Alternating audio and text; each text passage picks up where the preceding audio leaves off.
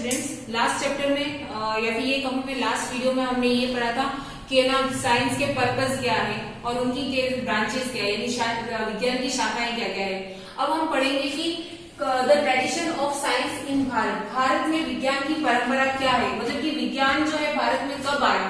तो मैं आपको ये बता दूं कि विज्ञान जो है भारत में बहुत साल पहले आ गया था। हमारे ऋषि मुनि जो है विज्ञान को बहुत अच्छे से जानते थे और उनको सभी चीजों का बहुत अच्छे तरीके से नॉलेज थे।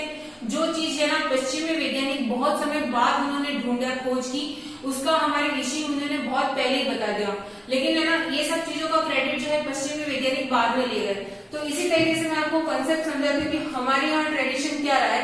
तो 3000 BC Harappa and Mohenjodaro well plan cities. तो 3000 ईसा पूर्व जो हड़प्पा और मोहनजोदड़ो जो नगर थे वो खुदाई में मिले थे। तो उन खुदाई में जो मिले थे तो वो एक बहुत अच्छे तरीके से बसे हुए नगर थे, यानी कि वहां पर पानी की पहुंचने की समस्या, यानी कि हर घर तक पानी पहुंचता है, पाइपलाइन थी, उसके लिए सुव्यवस्थित नालियां थी, नगर जो है सही तरीके से बने हुए थे, पक्के गढ़ थे। तो ये सब चीजें हमें 3000 ईसा पूर्व की जो खुदाई में मिले हड़प्पा और मोहनजोदड़ो से पता चलता है कि वो नगर सुव्यवस्थित बसे हुए थे। अगला लेते हैं हम 2000 BC manifest the scientific temper of the Aryans, यानी कि जो आर्यों की जो हमारी संस्कृति थी तो वो 2000 ईसा पूर्व थी। तो 2000 ईसा पूर्व जो था आर्यों का जो विज्ञान का ज्ञान था वो बहुत ही अधिक था। अब कैसे था बहुत अधिक, वो ऐसे देख सकते हैं कि construction of temples according to celestial bodies. जो हम आज कहते हैं ना कि हमारा घर जो है वास्तु के अनुसार बना हुआ है, तो ये वास्तु क्या होते हैं, एक्चुअली ये खगोलीय पिंड ही होते हैं। तो तब भी उनके जो मंदिरों का निर्माण हुआ था, आर्यों ने जिन मंदिरों का निर्माण करवाया था वो खगोलीय पिंडों के आधार पर ही करवाया गया था। अगला अगर हम ले तो there almanac based on the moon and sun, यानी कि जो उनका पंचांग था, या फिर हम कह सकते हैं हम भी उन्हीं पंचांग को आज उपयोग में लेते हैं। जो विक्रम संवत है वो आर्यों का बनाया हुआ पंचांग है और हमारा हिंदू कैलेंडर भी वही है। तो जो हिंदू कैलेंडर है जो बना हुआ है वो जो था वो सूर्य और चंद्रमा की गति पर आधारित था। तो आज हमें जो भी त्योहार हम लोग मनाते हैं वो नक्षत्रों, सूर्य, चंद्रमा की गति के आधार पर आधारित होते हैं। तो ये आर्यों की ही देन होती है और ये आर्यों की देन 2000 ईसा पूर्व से थी। उसके बाद अगर हम सोचें कि 18th सेंचुरी, जहां 18th सेंचुरी में 7 मेटल्स आर फाउंड, तो है ना वैज्ञानिकों ने क्या कि 7 प्रकार की धातुएं तब तक खोज कर ली थी। इन 7 धातुओं का जो उल्लेख है वो हमारे वेदों के अंदर, ऋग्वेद, यजुर्वेद और अथर्ववेद के अंदर पहले से ही प्रेजेंट था, यानी कि हम जो 7 धातुएं खोज की हुई थी वो हमारे वेदों ने पहले ही उसके बारे में बता दिया था। अगला हम ले तो many years of the BC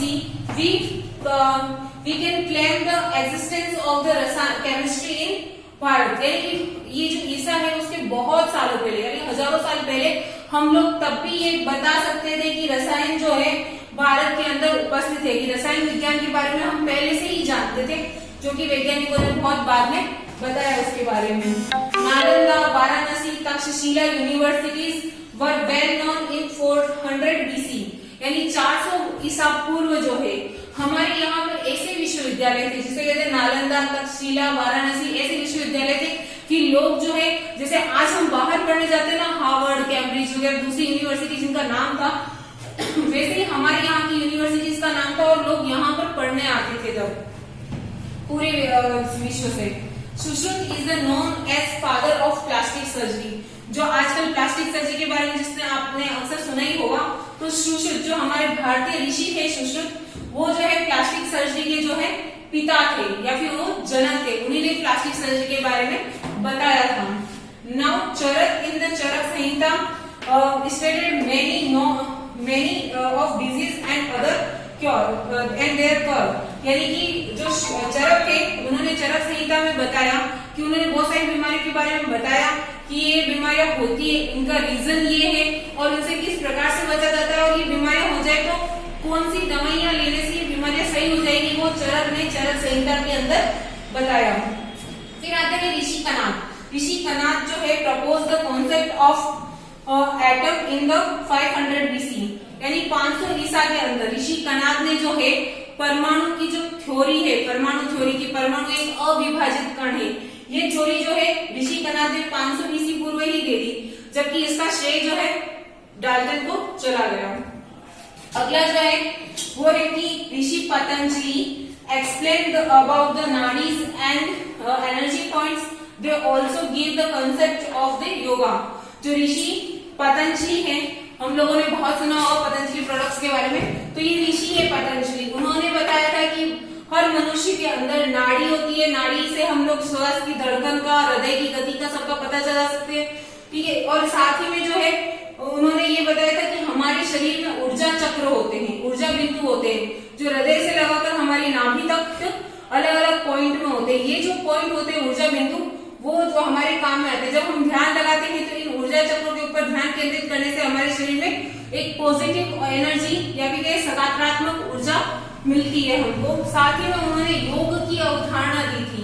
वैसे तो उन्होंने 8 नियम दिए थे, ये 8 नियम हम बाद के चैप्टर्स में पढ़ेंगे, लेकिन योग की अवधारणा जो है महर्षि पतंजलि के द्वारा दी गई थी। अब हम जो है साइंटिफिक मेथड या वैज्ञानिक पद्धति के बारे में जानकारी प्राप्त करेंगे कि किस प्रकार जो है समस्याओं को हम वैज्ञानिक पद्धति के अनुसार समझ सकते हैं या फिर किस प्रकार से जान सकते हैं। इसको हम एक डॉक्टर के तरीके से भी समझें कि डॉक्टर क्या करता है, ठीक है। सबसे पहले जो है इट हैज फॉलोइंग स्टेप्स, यानी किसी भी चीज के लिए जो होता है कुछ मुख्य चरणों के अंदर जो है वैज्ञानिक पद्धति जो है कार्य करती है। सबसे पहले होता है टू आइडेंटिफाई द प्रॉब्लम्स, यानी कि समस्याओं को जानना कि हमारी समस्या क्या है। जैसे कि अगर हम डॉक्टर के पास है, हमने बोला कि हमको बुखार आ रहा है, सर्दी हो रही है, जुकाम हो रहा है, जो भी है, तो सबसे पहले है ना डॉक्टर ने क्या समस्या को जाना कि हाँ ये समस्या है। तो सबसे पहले जो आता है आइडेंटिफाई प्रॉब्लम्स। सेकंड जो होगा वो होगा to formulate the make a hypothesis. अब जो है हमने डॉक्टर को बोला कि हमें सर्दी हो रही है, बुखार हो रहा है, या जो जो सिम्टम्स है, हमारे जो भी लक्षण है वो हमने बोल दिए। तो उसके आधार पर डॉक्टर क्या करेगा, परिकल्पना तैयार करेगा, यानी कि सोचेगा वो कि हमें क्या बीमारी है, ठीक है ना। वो एक अंदाज लगाएगा कि इसको ये बीमारी हो सकती है। तो इसी प्रकार से जो होता है पहले जो होती है परिकल्पनाएं तैयार करना, कि है ना परिकल्पनाएं तैयार की जाएगी कि इससे ये हो सकता है। अगले स्टेप में आएंगे टू फॉर्मुलेट द टेस्टिफाइबल हाइपोथेसिस। बहुत सी बार जो होता है वो अंदाज लगाता है कि हो सकता है मलेरिया हो, टाइफाइड हो, एक बार टेस्ट करा लो। तो क्या होता है कि प्रयोग द्वारा परिकल्पनाओं को जो है सिद्ध करना, यानी कुछ प्रयोग करना और उनके द्वारा उन प्रयोग को जो परिकल्पना है उनको सिद्ध करना कि हम वो जो सोच रहे हैं क्या वो सही है। तो प्रयोग द्वारा परिकल्पनाओं को सिद्ध करना। फिर आता है टू कलेक्ट द डाटा। अब जो है हमने प्रयोग किया तो उसके बाद जो टेस्ट रिपोर्ट आएगी, जो टेस्ट रिपोर्ट आएगी तो उसको कहेंगे कलेक्ट डाटा। तो उसने जो है टेस्ट रिपोर्ट आई उसके पास, तो उसने सूचनाएं एकत्रित करी, तो वो सूचनाएं एकत्रित करना हो जाएगा। अगले में आता है टू टेस्ट द हाइपोथेसिस, परिकल्पनाओं की जांच करना। मतलब कि अब जब उसके पास जो रिपोर्ट्स आई है, हमारे जो टेस्ट किए उसने, और टेस्ट की जो रिपोर्ट आई है उसके आधार पर क्या होगा, वो परिकल्पनाओं की जांच करेगा, वो चेक करेगा उन रिपोर्ट्स में क्या लिखा हुआ है। तो इससे क्या होगा कि परिकल्पनाओं की जांच करना कि हाँ उसने जो सोचा था क्या वो सही है या गलत है। तो परिकल्पनाओं की जांच करना। फिर आता है टू ड्रॉ द रिजल्ट। उसके बाद वो बताएगा कि है ना जो उसने सोचा है उसके आधार पर वो परिणाम तैयार करेगा कि अगर परिकल्पनाएं सही है तो ठीक है, वरना कुछ और सोचेगा वो। तो इसके आधार पर वो क्या करेगा, परिणाम तैयार करेगा। अब जो है अगर बाय चांस जो है अब क्या होगा कि ये यहाँ पर कंप्लीट हो गया कि भाई उसने ये रिजल्ट निकाल दिया। अगली बार जब कोई इस तरीके का पेशेंट या मरीज उसके पास आएगा जिसको सेम प्रॉब्लम्स होगी, तो टू रीसेट इट, यानी कि जो उसको प्रॉब्लम्स हुई अभी तक, तो उसके बाद जो है उसने ये सारी चीजें जो है देखेगा वो कि हाँ ये प्रॉब्लम थी इसको।